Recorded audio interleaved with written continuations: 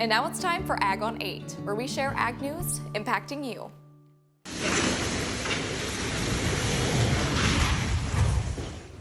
A terrifying scene in eastern Illinois with first responders running for their lives. You can see it there. A grain silo collapsed, sending dust and debris everywhere. Now, this happened in Martinton, Illinois, which is about 80 miles south of Chicago. Authorities say the 52-year-old silo was filled with 30,000 bushels of soybeans. The collapse also took out power lines, leaving the area without electricity. Thankfully, everyone escaped unharmed. Last week, Illinois Governor J.B. Pritzker made a stop in Moline. And when asked about the plight of Illinois farmers, he says there's no solution because the market they sold to is gone. Federal government is providing $20 billion to bail out the Argentine economy, and that has allowed Argentina to now trade their soybeans with China. And we're talking about replacing almost all of what Illinois would have provided. And it's, again, because they've prioritized in Washington the foreign government of Argentina over the farmers of Illinois. The governor was also asked about SNAP benefits, and he says if the shutdown goes into November, those benefits will not be released. But he says his staff is looking for ways to supplement those payments. The same warning came from Iowa's Health and Human Services. It informed Iowans who depend on those benefits of the possibility of them not being available next month. But on the other hand, WIC, or WIC, which provides food aid to millions of pregnant women, is being funded despite the shutdown. The Trump administration shifted $300 million in tariff revenue to this program, and it's unclear whether the administration has similar plans for SNAP.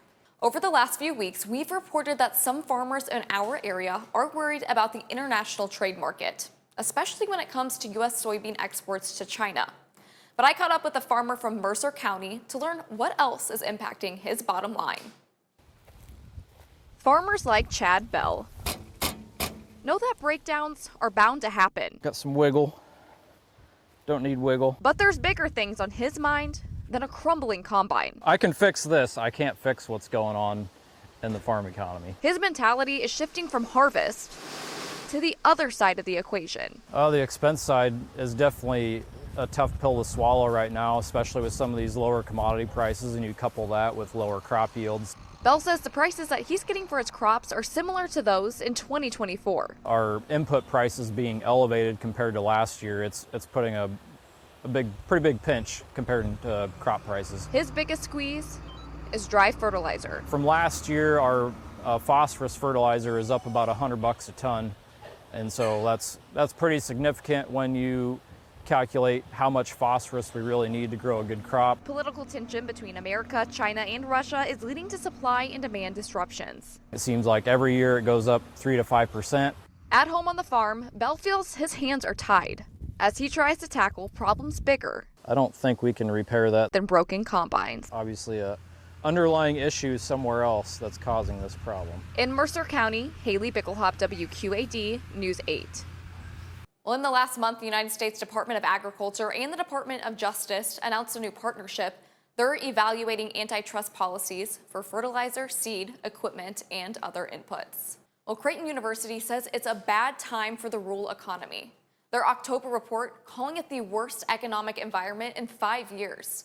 The survey calculates farmland prices, home and retail sales, equipment sales, farm loans, and regional exports.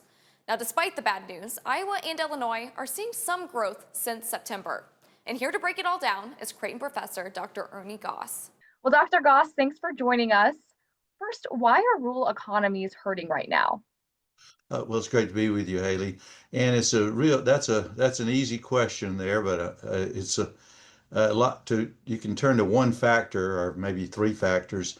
Low grain prices. In other words, we're seeing, of course, for corn, soybean, and wheat, those three, at least for the part of the country that we survey 10 states, bank CEOs in rural areas of 10 states, and it's those grain prices. Now, on the flip side of that, Haley, the beef prices or livestock prices are holding up much better. So it depends on if you're looking at grain or livestock, but overall, when you put it all together, it's weak commodity prices. Agricultural commodity prices are really, really cutting into farm income, and farm income. Many of the farmers are below break even when we're talking about net cash flow. Are high input prices also playing a role in that? They are, Haley, but not as much. The farmers could obviously do much better, but they could be above water if we saw, for example, corn prices are now hovering between four and a quarter. It needs to be at least $6 a bushel, and that's of course in that factor. But I failed to mention also uh, the global supply. Of course, that's one of the prime factors pushing down prices. There's a glut of grain globally, and of course in the U.S. and yields are up significantly, and that depends, of course, on the part of the country we're talking about. Well, I want to switch gears to land prices. I know your research says that it's the 17th time in the past 18 months that farmland values have gone down. Now, if you're a farmer, maybe this looks like an opportunity, but is this a major red flag for these rural economies? I wouldn't say a major red flag. It certainly is a red flag. And what we're seeing, we didn't ask the percentage down, but we've asked that question before, and most of the bankers anticipate a decline this year, next 12 months, of say 3 to 4%. So that's what we're talking about. In other words, farm land prices are declining, but not nearly as fast as farm income. So it's not quite as dire as we may be portraying it in our monthly survey, but it's certainly not good. It's just an indication of the weakness in the farm economy. And right now, I'm in Moline right now, which is where our station is, and that's home to John Deere. We've also had Case IH presence here in the past. What's the deal with equipment sales right now? Boy, not good at all. Now that is a much more difficult situation for the farm economy. It's been below growth neutral. Our indices, almost all of them, move between 0 and 100, with 50 being growth neutral. Well, it's about the 26th straight month. Not about, it is the 26th straight month that the index has been below growth neutral. And of course, Haley, that has a lot to do with, of course, higher elevated interest rates. Now, the Federal Reserve meets again on the 29th of this month, the 28th and 29th. They'll reduce interest rates maybe as much as 0.5%. So the prime rate will go from 7.25 to 7, and maybe down to 6.75. That would be helpful. Not it wouldn't solve the problem, but that would be at least help on agricultural equipment sales. But also, you're talking about volatility, Haley, and it's very difficult to go out and buy equipment when you have this volatile situation. The volatility in this case is coming from tariffs. In other words, we're the battle going on between the U.S. and China in terms of tariffs, and the back and forth going this way, that way. It's very difficult for the farmer to plan out there. And when you have difficulty planning, you don't, you're not as willing to go on board and buy new equipment. So that's a lot of what's going on. And breaking it down by state, I know your survey also does that. I know that Iowa and Illinois actually did see an increase, a slight increase in your rural Main Street index this month. Why is this? And is this jump going to actually make a difference? To the last question, it won't make much of a difference. In other words, it's all the states really are, except I would say, except the western portion, that would be Wyoming, Colorado, where grain is not much of an issue, more of their livestock. There, you're seeing some better numbers, at least if you looked at the average over the last several months. Now, the rest of the states, it's not going to make much of a difference in terms of the up and downs. You really need to see the number of well above growth neutral, and all the states are below growth neutral. And at least over the last several months, we need to see some higher numbers there. And we need to see, of course, agricultural equipment sales bounce higher. That's going to take a while. I think it's going to be until 2026 before we see some really good numbers. Now, if the Fed does go on and reduce interest rates significantly, which I believe they will, there'll be a rate cut in October, probably a rate cut in December, and then one in January. Now, that would be helpful, see those rate cuts. And also tariffs, moving tariffs lower. Need to see globally, we need to see tariffs come down. We're surveying here at Creighton University, we survey two sectors, agriculture and manufacturing monthly, and both depend heavily on trade. And of course, trade's been impacted by the president's tariffs, higher tariffs, slower business in this case, slower agricultural business. We're obviously continuing that trade discussion. I know that you survey a lot of bankers. That's who you talk with. And it said your survey said that 85% of bankers support President Trump's China trade steps. What does that exactly mean? Well, we ask about how do you, looking at the president's tariffs, do you think they're good? And eight, as you said, roughly 8 out of 10 said yes to President Trump's tariffs. Now, again, these are bankers. They are not they're not getting hit like the farmer. Well, they are getting hit, but the farmers are the ones getting hit. And I don't think you'd have 8 out of 10 farmers agree with that. But again, uh, there's an expectation, in my judgment, when I look beneath the numbers, I think they believe that's the bankers believe that these tariffs, the Trump tariffs, will result in lower tariffs globally. Now, I'm not so sure of that, but that's their expectation that these lower raising tariffs, pinching the East, in this case the Chinese, pinching them, they'll they'll maybe come down. We'll all lower tariffs. That the proof's not there yet. It may come about, and President Trump may be well be right, and the bankers may well be right. But as an economist, I'm concerned. What do you think is going to take to turn this all around in the future? Well, in the long run, the we're going to see very good numbers. There are no more productive farmers on the face of the earth than these in the U.S., and especially these in this part of the country, stretching from Illinois in the east to Colorado in the west, and North Dakota in the north, all the way to Kansas in the south. That's our survey region, 10 states. They're very productive. So it's gonna iron out in the long run, but the long run is can be very painful in this case, and the farmer needs some assistance. Now, the president's talked about a $10 billion support, but that hasn't happened yet, and of course, Congress is not in session right now. But I do think what will turn it around is just good old-fashioned trade. We need to see more trade again, and we need to see China open up their markets. We need to see, and my one of my real fears, Haley, is that the tariffs right now, China cut their purchases from this part of the country that we're surveying by as much as 80 to 85%. Now that's 25 compared to 2024, 80 to 85%. Well, where did they get their soybean, for example? Well, did they turn to, of course, Brazil, Argentina? Now, will that be a permanent change? That's the question. I don't know the answer. But if they turn back to the U.S., turn back to our farmers, we'll be just fine. But it's going to take a while. How does this situation trickle down just past the farmers into other aspects of these smaller rural areas? It certainly is having an impact, and we'll see out migration to some. We've already been seeing out migration of individuals and families, and also the average age of the farmer is much older than the average age of the population, and it is having a negative impact.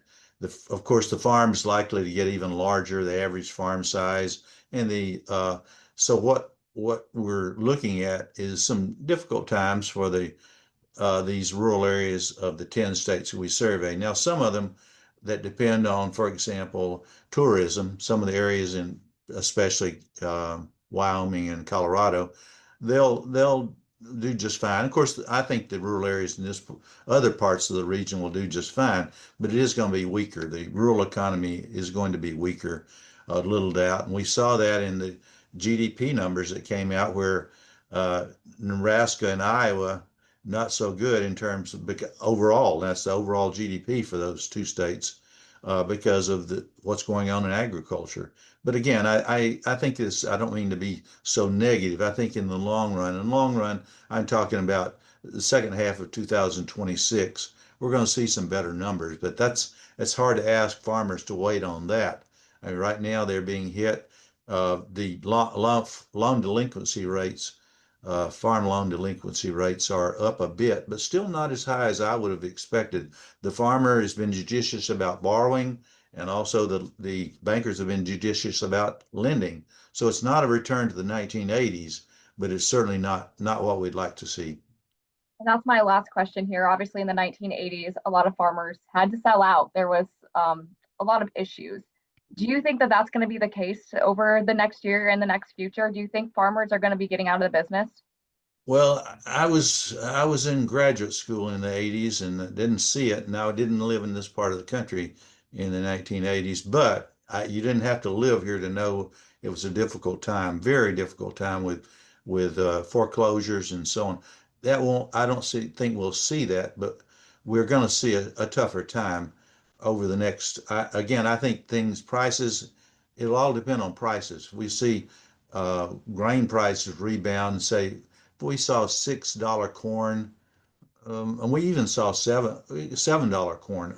That's bushel per bushel, of course, and likewise that increase in wheat and soybean. We'll see a economy that's rebounding. We're talking about 2022 to 23 farm income declined, 22 to 23 declined, 23 to 24 declined as well. Now 25 was projected to be upturned from 24, but it's not turning out to be. And again, look no further than grain prices, and of course that's demand and supply. Supply is plentiful, and demand is not as strong as we'd like to see. Demand is going to hold up, I think, but again, supply. I don't want to say I'd like to see a reduction in supply, but I'd like to see our global competitors not coming in on taking away our customers, ours being our farm customers in China, for example. We need to see soybean being sold in China. That's going to be an important part of it. We need to see pork also sold there and all other agricultural products because again, I don't want to overemphasize it, but it's absolutely the truth, and it's going to be this way for some time. The U.S. farmer and the farmers in this part of the country, they're the most productive on the face of the earth, and they will remain that way. And right now, it's tough to eat that at the dinner table when we're talking about you need something more, and I think we will see it, but it's going to be, I think, well into 2026 before we see that return. Wonderful. Well, thank you, Dr. Goss, for your insight today. We appreciate all your thoughts and all these numbers you could share. Well, thanks for having me on, Haley. And now we turn to an event in our region with a global impact. In just a few days, people from over 75 countries will be in Des Moines, Iowa. They're gathering for an international award that recognizes improvements in the quality, the quantity, and the availability of food across the world. And that's why I caught up with the former Iowa Governor, Tom Vilsack. He joins us and shares what the World Food Prize is and how it's helping people in all countries. Good morning, Governor. Thanks for joining us today. Happy to be with you. Yes. Well, I would like to first ask, you're in charge of the World Food Prize Foundation. What's your organization's mission? It's a pretty simple mission. We want to elevate innovation. We want to inspire individuals to focus on this issue of global food security by increasing the quality, the quantity, and the affordability of food for all. That's here at home, and it's around the world. We have 733 million people who are food insecure in the world today, and part of our mission is to try to do what we can to lift up the innovations that will address that very significant need on the part of hundreds of millions of people. And also to acknowledge and recognize those who are great hunger fighters, people that are doing amazing work to increase productivity in the field and to be able to get that food that is being produced by farmers around the world to people in need.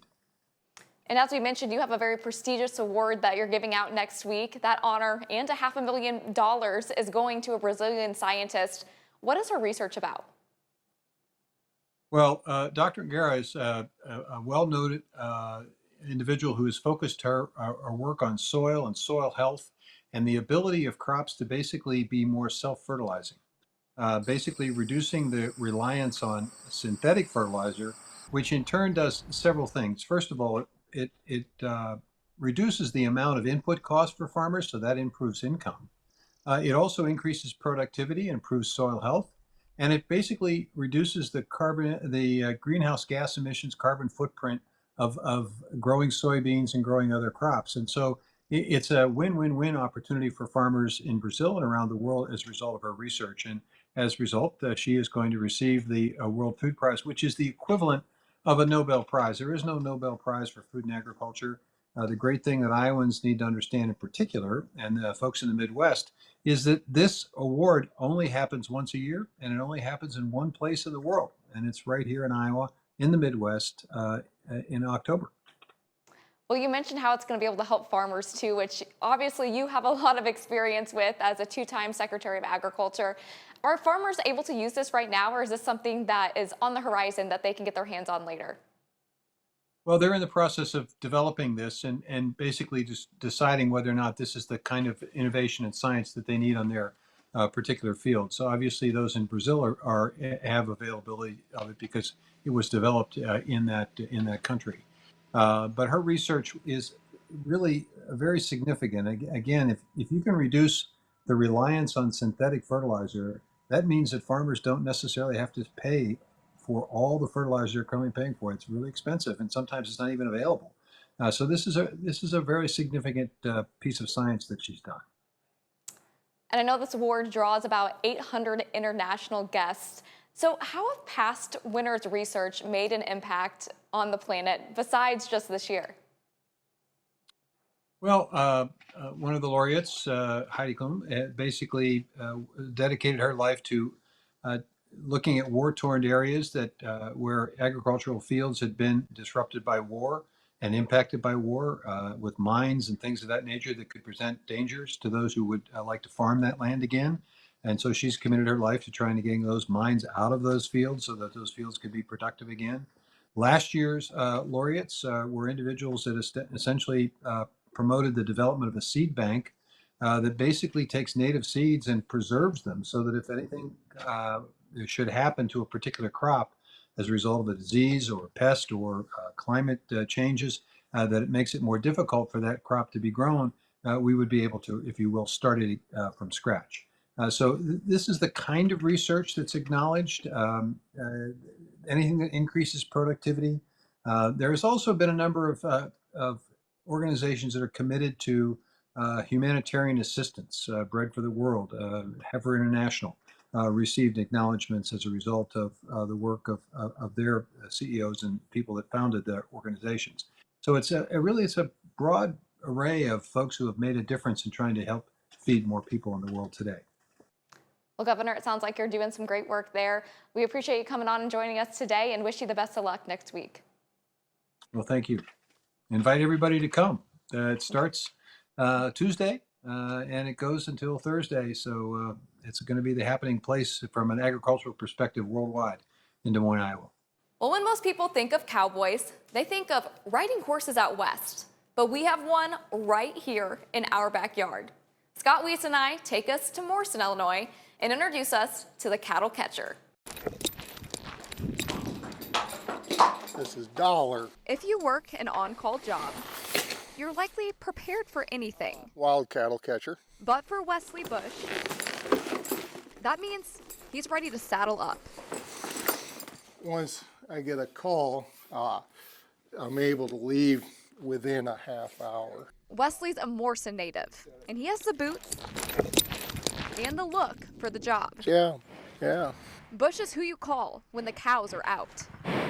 Most jobs are 5 or less, occasionally getting into 10, but it's not unheard of to get over 100. All right. He has experiences with pushed over fences and loose cattle near the interstate. A lot of my work is in the cornfield, and that's just corn all around you, but at the same time I get, to travel and see river bluffs. While strategy is key for cattle catching, Plan A is always to herd.